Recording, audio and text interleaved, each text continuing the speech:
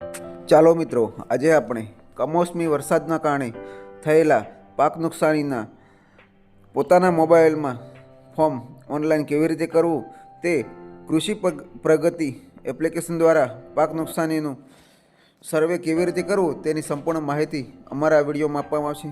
જો તમે વિડીયોમાં નવા હોય તો લાઇક, શેર અને સબસ્ક્રાઈબ કરજો.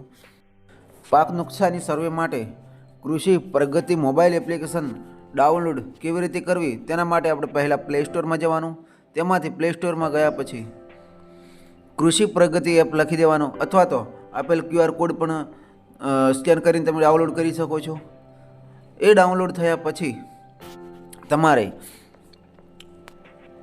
એપ્લિકેશનને રજિસ્ટર કરવાની રહેશે. રજિસ્ટર કરવા માટે કૃષિ પ્રગતિ એપ એપ્લિકેશન મોબાઈલમાં ડાઉનલોડ ગયા બાદ જે તમે ફાર્મર રજિસ્ટ્રી કરી હતી એના આધારે તમારું મોબાઈલ જે ફાર્મર રજિસ્ટ્રી કરી હતી અને જે મોબાઈલ નંબર નાખેલો હતો તે મોબાઈલ નંબર દાખલ કરી અને લોગિન કરવાનું રહેશે.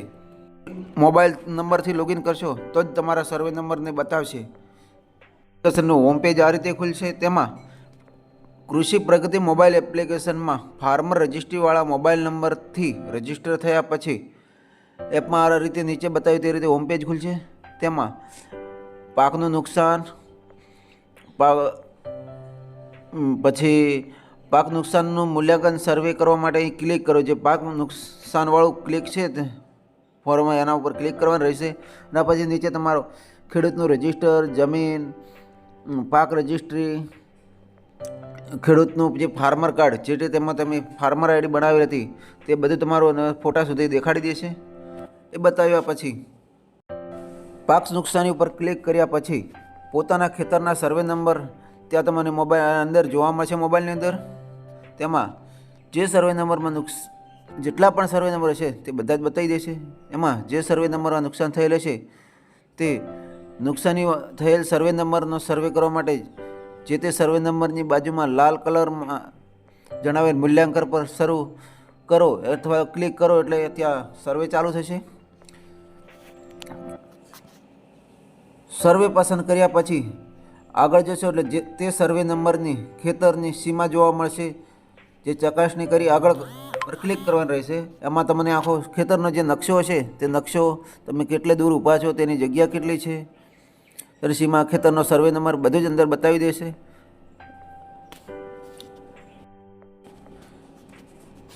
આગળ ગયા પછી જ્યારે સર્વે નંબર, જમીનનો પ્રકાર એ બધું ખુલી ગયા પછી કઈ રીતે નુકસાન થયું છે, ભારે વરસાદ અથવા પૂરના કારણે વાદળ ફાટ્યું હોય કે વાવાઝોડું હોય કે દુષ્કાળ પડ્યો હોય, તો જે રીતે આપણે ગણો કે આપણે ભારે વરસાદના કારણે નુકસાન થયું છે તો અહીંયા ભારે વરસાદનું પૂરવાળું ક્લિક કરી દેવાનું છે. એનું કારણ બતાવી દેવાનું. અને જે સર્વે નંબરમાં તમે સર્વે કરતા હોય તેનો ખેતરના સર્વે નંબરના 100 મીટરની અંદરની હદમાં રહીને જ સર્વે કરવું પડશે તો જ સર્વે થશે.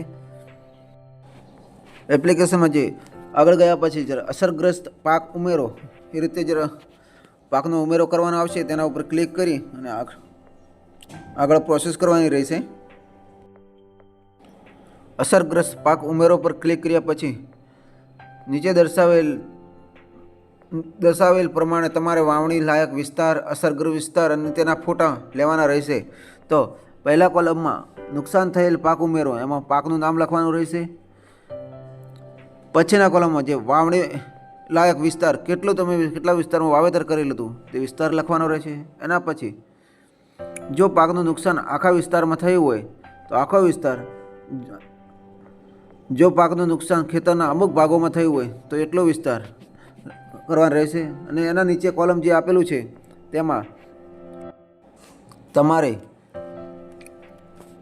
2 ફોટો લેવાના રહેશે નીચેના કોલમમાં. એમાં એક પ્રથમ ફોટોમાં સંપૂર્ણ ખેતર દેખાય તે રીતે લેવાનો રહેશે અને બીજા ફોટોમાં ખેતરમાં જે અસરગ્રસ્ત થયેલ પાક છે, જેમાં નુકસાન થયું છે આપણને, તે આખું નુકસાની દેખાય તે રીતે બીજો ફોટો લેવાનો રહેશે. આ ફોટો લીધા પછી આગળ જવાનો કોલમ છે તેમાં આગળ જવાનું રહેશે.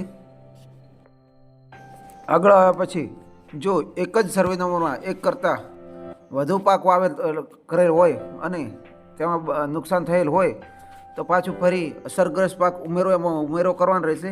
અને જે સર્વે નંબરમાં ફરી નુકસાન કહેવાનો મતલબ કે બીજો વધારાનું જે નુકસાન થયું હોય તે પાક ઉમેરવાનું રહેશે અને તેના પણ ફોટો અપલોડ કરવાનો રહેશે અને સર્વે નંબરનો પાકની વિગતો ઉમેરવાની રહેશે. આ રીતે તમારે સર્વે નંબર, નુકસાન થયેલ, અસરગ્રસ્ત વિસ્તાર, વાવેતર વિસ્તાર અને ફોટોનું બતાવી દેશે. પછી અહીં બાજુમાં ફોટો, વાવણીનો વિસ્તાર, જે નુકસાની થયેલો તેનો વિસ્તાર, ફોટા જેવી બધી જ માહિતી ચેક કરી અને બાજુમાં કોલમમાં આપેલા ટીક માર્ક ઉપર ટીક કરી અને સાચવો કરશો એટલે આગળ જશે અને તમારી માહિતી સેવ થઈ જશે.